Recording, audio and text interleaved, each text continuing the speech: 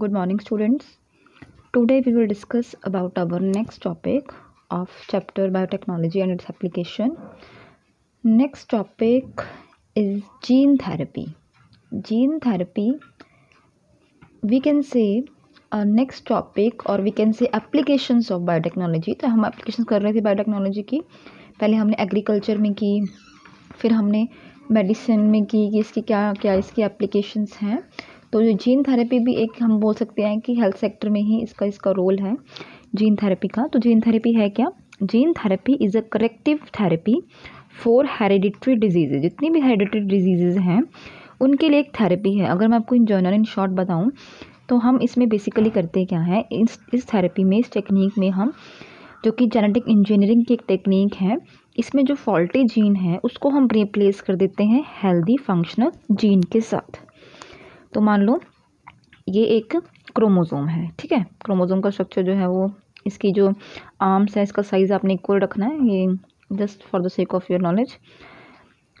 तो इस क्रोमोसोम के अंदर एक जीन है, मान लो ये वाला जो जीन है, ठीक है, ये जीन जो है फॉल्टी है.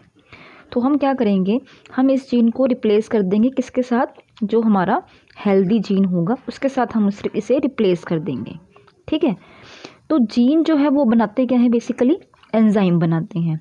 जो क्या इंजीन्स का क्या काम होता है? एंजाइम को बनाना.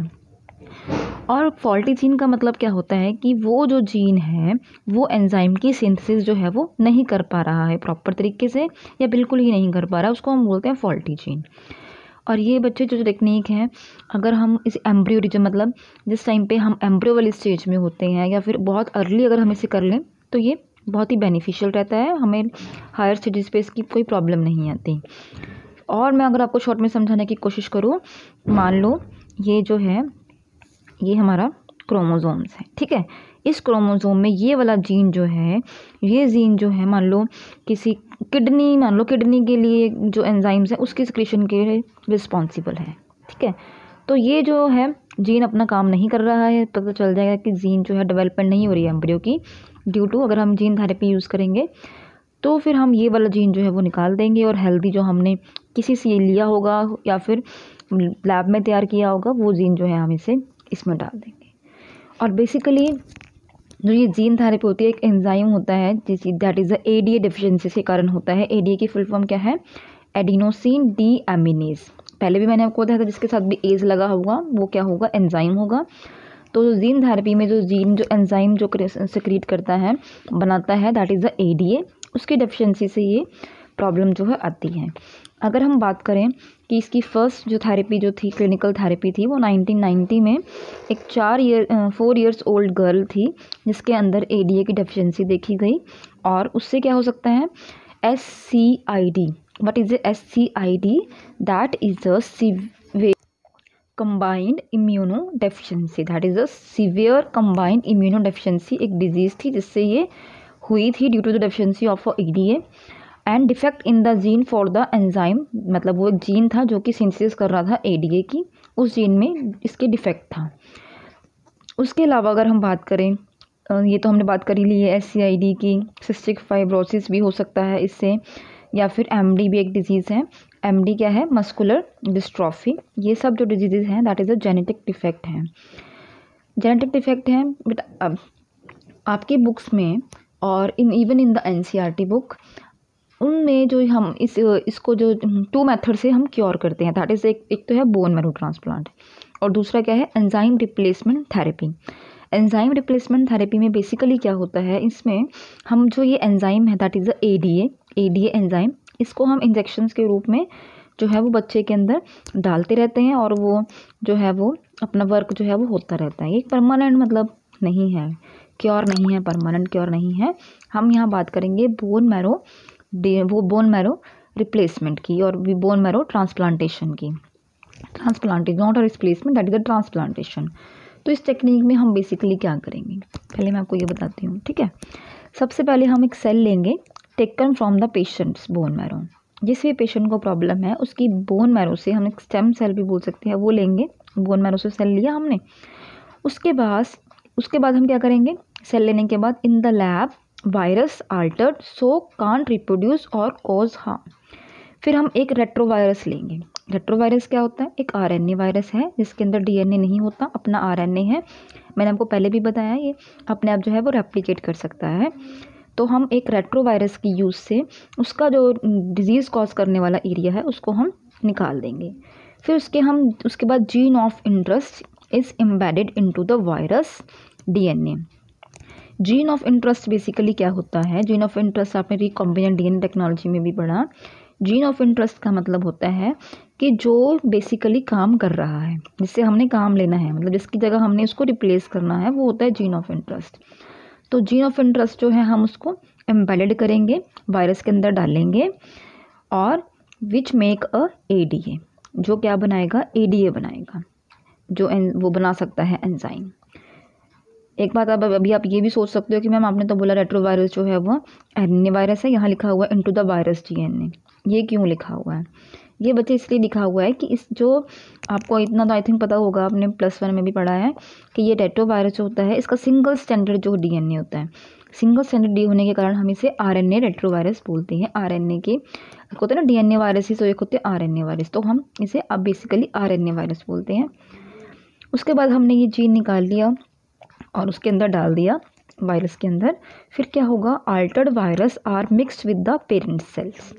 फिर हमने जो ये बोन मैरो ली है, फिर जो हमने ये वायरस उसके अंदर डाला है, वो वाला वायरस जो है, वो जो जीन है हम उसके सेल के अंदर डाल देंगे पेशेंट्स के। फिर क्या होगा? न्यू जीन इंटीग्रेटेड होगा into the cell DNA and expose as the protein in the parents cell.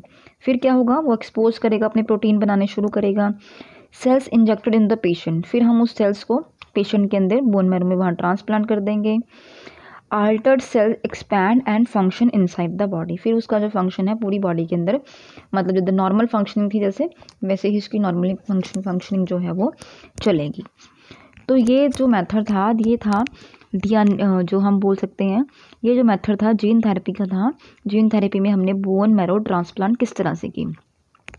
अगर हम बात करें बच्चे, इसकी बात करें अगर हम, कि जो ये डिजीज़ हैं जो हम डायग्नोज कर सकते हैं, अगर हम बात करें क्लिनिकली, तो हम कुछ जो बीमारियां हैं जिससे सोमैटिक जीन थेरेपी से हम, जैसे एड्स हो गया, कैंसर, काफ़ी कैंसर्स होते हैं, सिस्टिक फाइब्रोसिस मैं आपको बता चुकी हूँ, हीमोफीलिया है, ल्यूकीमिया है, लीवर का कैंसर है, कैंसर कई तरह के, लंग कैंसर है, सिकल सेल एनीमिया है, ऑस्टियोपोरोसिस है। तो ऐसी कई बीमारियां हैं जो हम क्लिनिकली जीन थेरेपी से जो है हम कवर कर सकते हैं। नेक्स्ट हमारा आता है मॉलिक्यूलर डायग्नोसिस।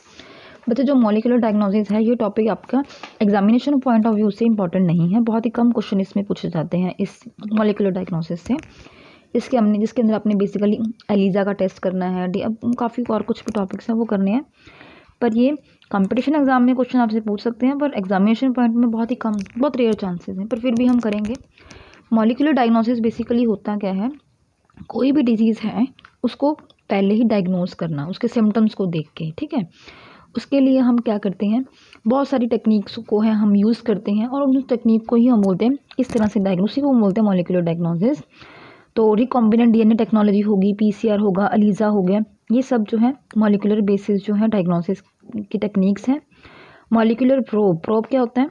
ये आपको डीएनए प्रोब भी आप आगे पूछ सकते हैं। प्रोब की definition, usually single standard piece of DNA जिसमें labelled with the radio isotope, उसे हम बोलते हैं मॉलिक्यूलर प्रोब।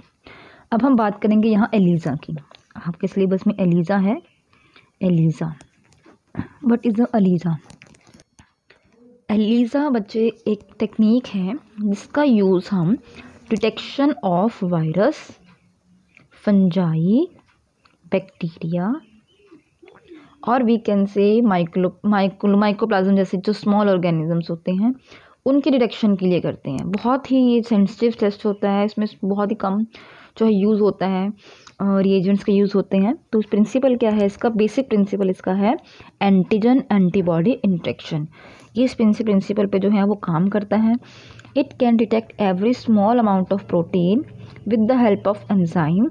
कौन सा एंजाइम? पेरिऑक्सीडेज और एल्कलाइन फॉस्फेटेज, ये एंजाइम जो है वो इसके अंदर यूज़ होते हैं एलिजा टेस्ट में।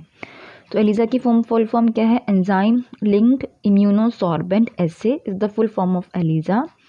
1971 में 2 groups of scientist, first group is Engvall and Perlmann and second group is Weemen and Schuurs. ये 2 ग्रुप्स थे साइंटिस्ट के जिन्होंने इस पीरियड्स के अराउंड ही एलिज़ा के ऊपर काम किया है। और इसमें बेसिकली क्या है, पॉलीस्टायरीन माइक्रो टाइटर प्लेट्स जो है उसका यूज़ किया जाता है। माइक्रो टाइटर प्लेट्स का यूज़ किया जाता है जो किसकी बनी होती हैं, पॉलीस्टायरीन की बनी होती हैं। और उसमें होता क्या है, ऐसे ये जो प्लेट्स है ना, इसमें से ना डिप्रेशंस होते हैं, ये डिप्रेशन, इन डिप्रेशंस को हम क्या बोलते हैं, वेल्स बोलते हैं। इन डिप्रेशंस को हम वेल्स बोलते हैं। अगर हम एग्जांपल लें एक HIV का, ठीक है, HIV वायरस है, HIV क्या है, एक रेट्रोवायरस है, RNA है, that is the structure of the HIV। तो हम HIV में किस तरह से हम जो है वो कि और टेस्ट किस तरह से हम कर सकते हैं HIV में, एलिज़ा टेस्ट किस तरह से हम डिटेक्ट करता है HIV को। तो सबसे पहले देखो बेटा, ये मान लो ये डायग्राम है HIV का। ये क्या है, इसमें एक एंजाइम है रिवर्स ट्रांसक्रिप्टेज और ये इसका एक सिंगल स्टैंडर्ड जो है वो RNA है, ठीक है। यहाँ पर इसकी जो शीट है इस पर क्या लगा होता है, एक ग्लोबुलर प्रोटीन लगा होता है, प्रोटीन जो कि जिसे हम क्या बोलते हैं, GP120, इसे हम एंटीजन भी बोलते हैं। ये GP120 लगा होगा।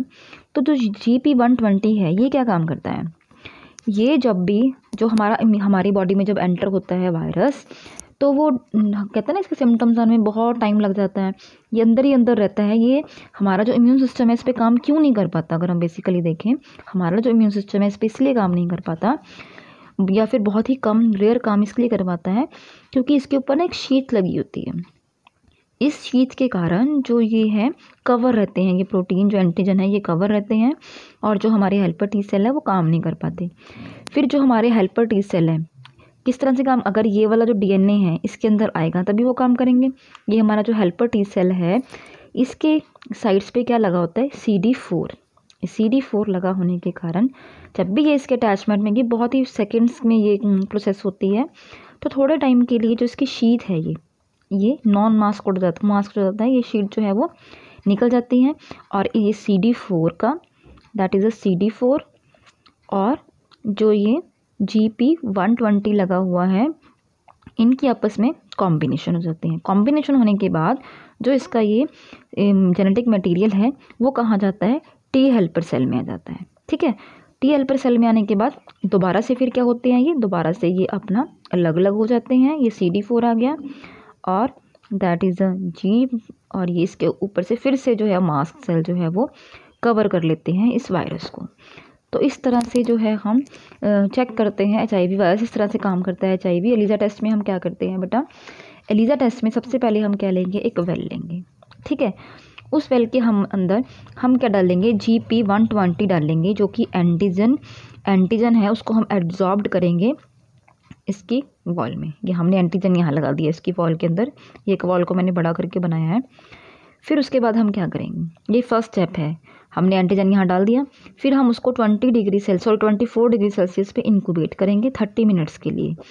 उसको करने के बाद जो भी इसके अंदर हम सोल्यूशन डाला है उसको हम निकाल देंगे, ठीक है।